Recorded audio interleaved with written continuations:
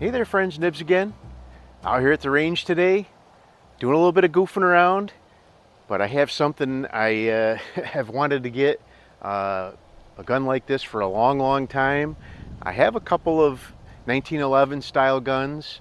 I actually do have an old Colt, but it's really been highly modified, and I wanted to get one that was really all original, nice all original gun, and I finally found one that it was in decent shape and reasonable price, and I could afford it, and everything worked out where I could afford it and get it. So I finally did end up getting a really nice, this is a true icon of the gun world. So it is empty. I don't have a magazine in there right now.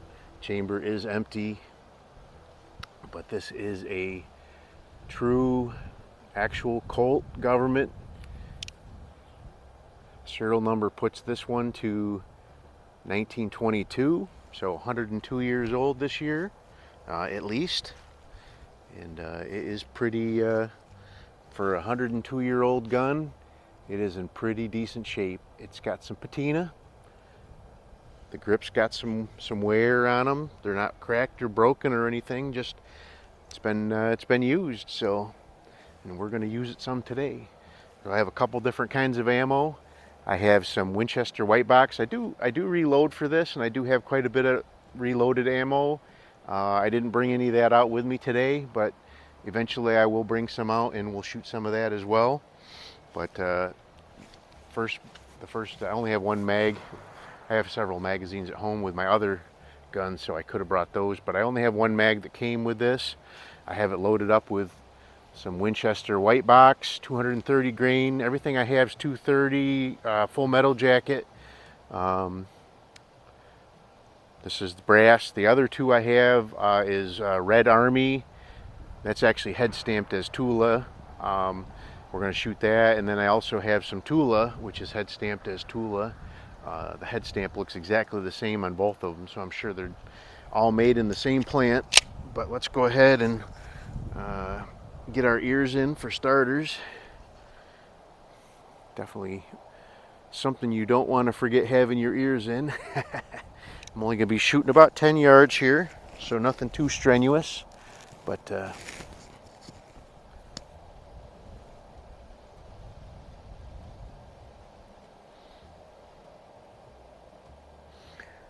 gun does have a really nice trigger.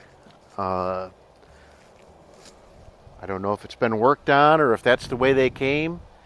My other gun, like I said, is actually 1913 is the serial number from the frame, but it has been highly modified to be a target gun, and I really wanted an original one. I like that gun too.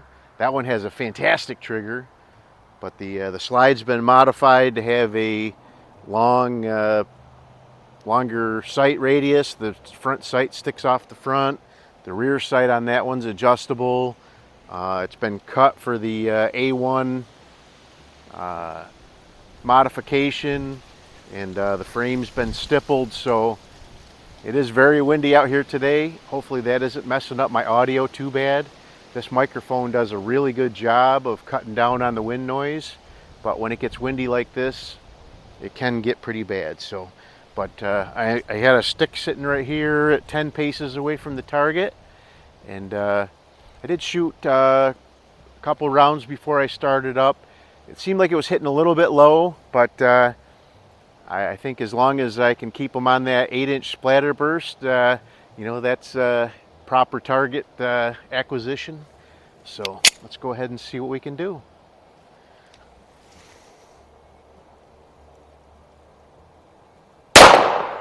Oop, now it's going to go high, right? Did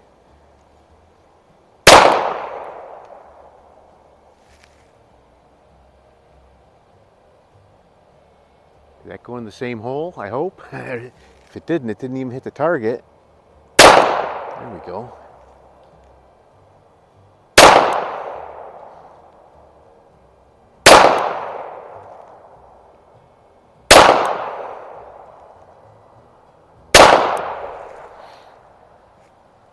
like I said, I kept them all. I think that it looked like that other one may have went in the same hole as the first shot, but let's go ahead and load the mag back up. I got Red Armies in my right back pocket here. I have cycled some of each of these, and it did cycle them all well. That's about how I remember the 45 shooting when I was in the Navy.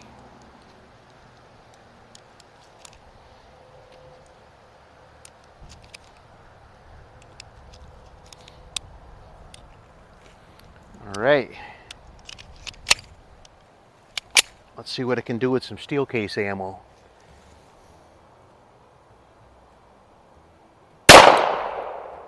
Little low.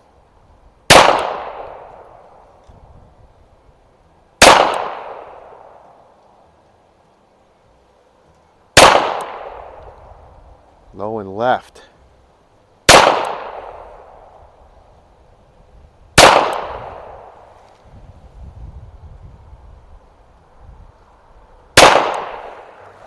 All right, it's still all minted a bad guy, right? All right, so now the actual Tula ammo is in my left back pocket.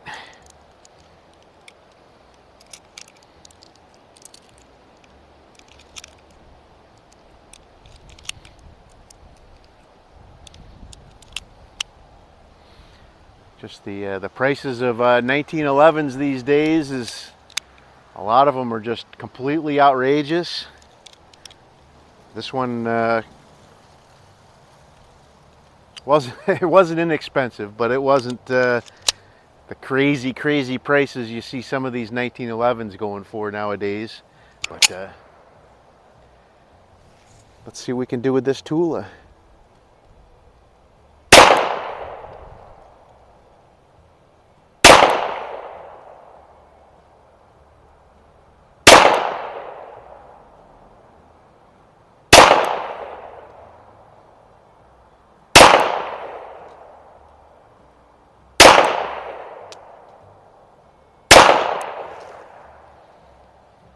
I think I kept them all on paper, but I won't know until I review the footage. It looked pretty good though. Looked like I kept them all on paper.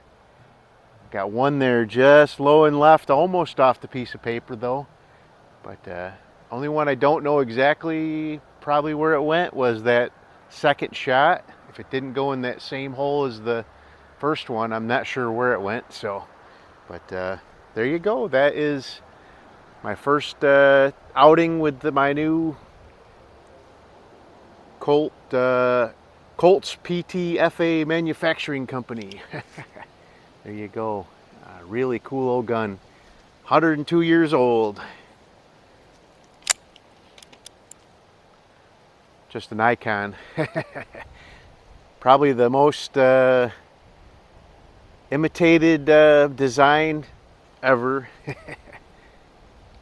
So many different actual exactly like this copies made, and also you know, so many other designs were iterated off of this. I've got several Smith & Wesson, like a Smith & Wesson 52, very similar design, not exactly the same, but very similar design. The Model 39 as well, very similar. A lot of cues taken from it. So many other guns. I've got the Star, had that Star BM. That was really scaled down, but it was a very replica or duplicate of this model. So, but anyway, stay tuned for more on this guy. I'll get it out. We'll maybe take it indoors and shoot it in the indoor range when wintertime comes around, and get some try some of my hand loads in it. They are probably going to be a lot more consistent.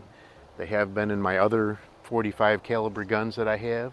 But hope you guys liked the video. Till next time, have a great day.